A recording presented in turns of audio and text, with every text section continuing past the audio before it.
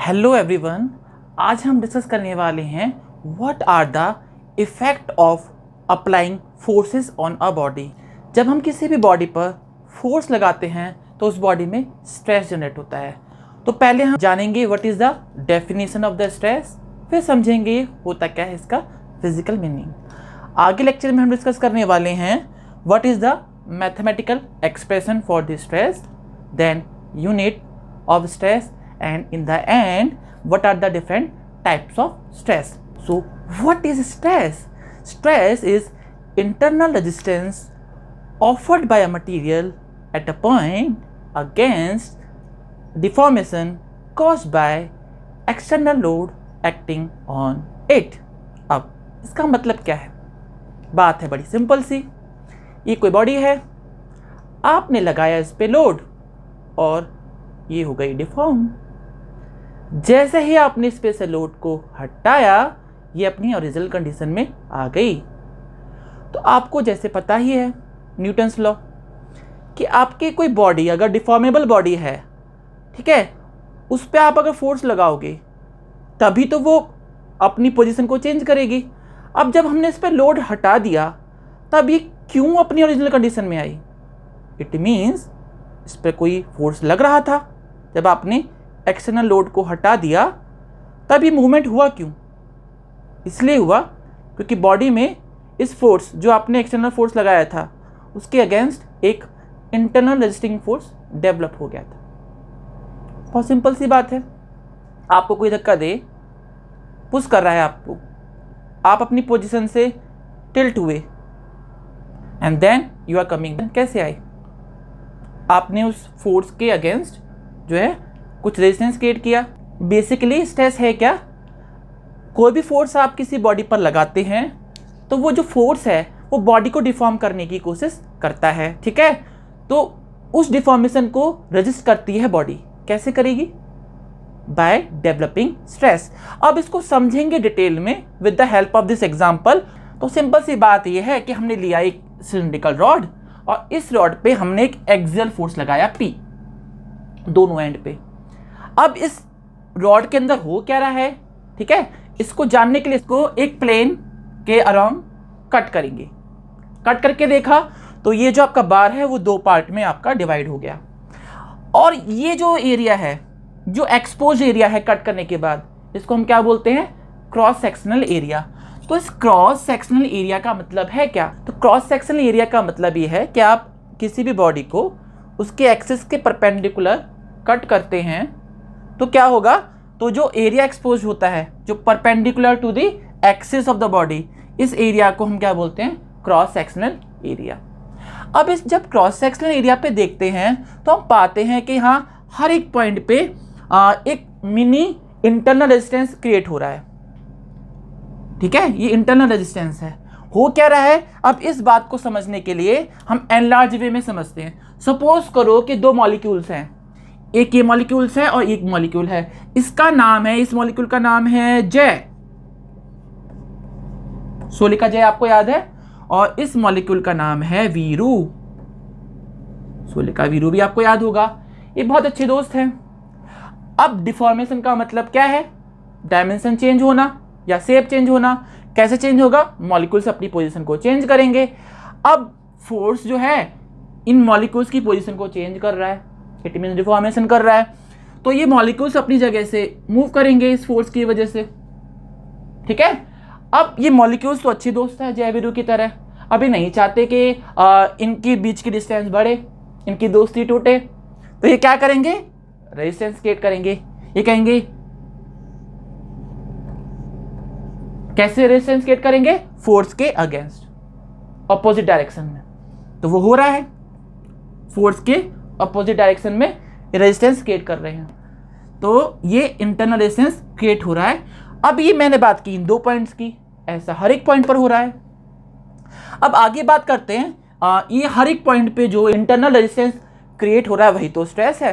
यही तो हमने बोला था डेफिनेशन में, internal resistance develop at a point against the deformation caused by the external load acting on it. इसी को तो हमने स्ट्रेस बोला। तो एक्सप्रेशन निकालने के लिए क्या करेंगे?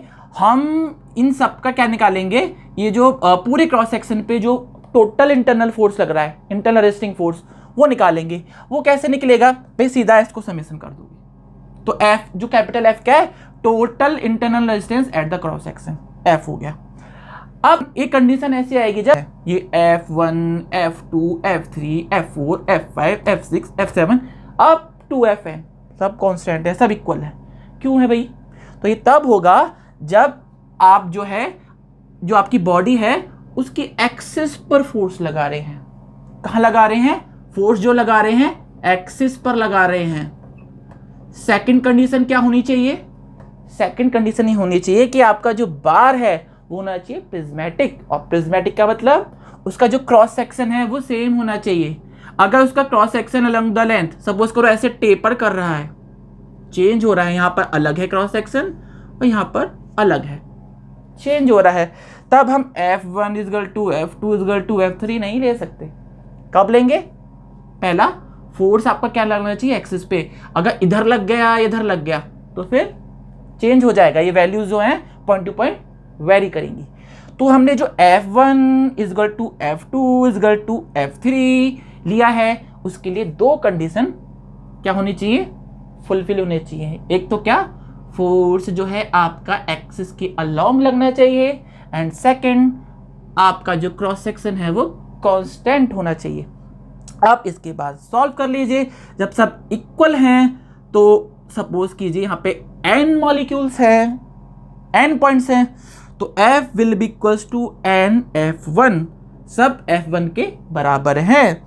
आगे सॉल्व करेंगे तो sigma average F total force F divided by n, ठीक है ना, F इज n F1 और F1 क्या है, at a point, resistance at a point which is stress, तो वो स्ट्रेस ही है, तो स्ट्रेस क्या हो जाएगा F अपॉन n। और ये कैपिटल F है क्या, तो कैपिटल F है टोटल इंटरनल रेजिस्टिंग फोर्स, ठीक है, और ये A क्या है, A है आपका क्रॉस सेक्शनल एरिया।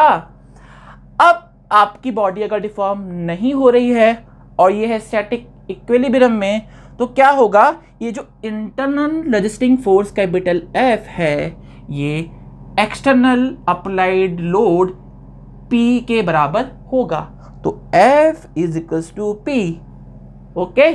क्योंकि अगर ये इस बॉडी को अपनी ओरिजिनल शेप में आना है तो जो जितना आपने F लगाया था, जितना फोर्स लगाया था, तो इंटरनल फोर्स भी उतना ही होना चाहिए। अगर उससे कम हो जाएगा तो आपकी बॉडी कहीं बीच में अटक जाएगी, तो F should be equal to P। तो अब हमने पढ़ लिया एक्सप्रेशन फॉर द स्ट्रेस। आगे बढ़ते हैं, what are the units of the stress. तो स्ट्रेस की यूनिट बहुत सिंपल है, स्ट्रेस क्या होता है, P बाई A। तो जो फोर्स है उसका यूनिट होता है न्यूटन, एरिया का होता है मीटर स्क्वायर, तो स्ट्रेस का यूनिट हो गया न्यूटन पर मीटर स्क्वायर, जिसको हम बोलते हैं पास्कल भी। अब दूसरी यूनिट ये है कि आपने न्यूटन पर मीटर स्क्वायर को 10 टू द पावर 6 से मल्टीप्लाई कर दिया, तो उसको बोलते हैं हम मेगा पास्कल। तो other units are giga pascal. अगर आप जो है न्यूटन पर मीटर स्क्वायर को 10 टू द पावर 9 से मल्टीप्लाई कर देंगे तो आपको मिलेगा 1 गीगा पास्कल, ठीक है। एक और यूनिट ले लेते हैं, न्यूटन पर mm स्क्वायर भी यूनिट है भाई, न्यूटन पर mm स्क्वायर, ये भी कई जगह हम यूज करते हैं। और अगर हम ध्यान से देखेंगे तो newton per mm square, newton per mm square will be equal to 1 mega pascal, okay. Now अपने लेक्चर के लास्ट पोर्शन में हम चलते हैं जहाँ हम टाइप ऑफ स्ट्रेस पढ़ेंगे। जैसे कि हमने अपने लास्ट लेक्चर में पढ़ा था कि हम बॉडी पे कितने टाइप के फोर्स लगा सकते हैं, तो जैसा फोर्स वैसा ही स्ट्रेस। आपने अगर बॉडी पे लगाया नॉर्मल फोर्स तो स्ट्रेस जो जनरेट होगा उसको बोलेंगे नॉर्मल स्ट्रेस। आपने बॉडी पे लगाया एक्सियल फोर्स तो जो स्ट्रेस जनरेट हुआ है उसको हम बोलेंगे एक्सियल स्ट्रेस। टेंसाइल है, बाहर खींच रहा है तो टेंसाइल स्ट्रेस, कंप्रेसिव है, कंप्रेस कर रहा है तो कंप्रेसिव स्ट्रेस। अगर आपका फोर्स सरफेस के पैरेलल है तो जो स्ट्रेस जनरेट होगा उसको हम बोलेंगे टेंजेंशियल या फिर शियर स्ट्रेस। और आपका जो फोर्स बॉडी की एक्सिस के परपेंडिकुलर है और इसको बेंड करने की कोशिश कर रहा है, तो स्ट्रेस को बोलेंगे बेंडिंग स्ट्रेस। तो आज का लेक्चर यहीं समाप्त करते हैं और नेक्स्ट लेक्चर में मिलेंगे और जानेंगे what is strain. Thank you everyone.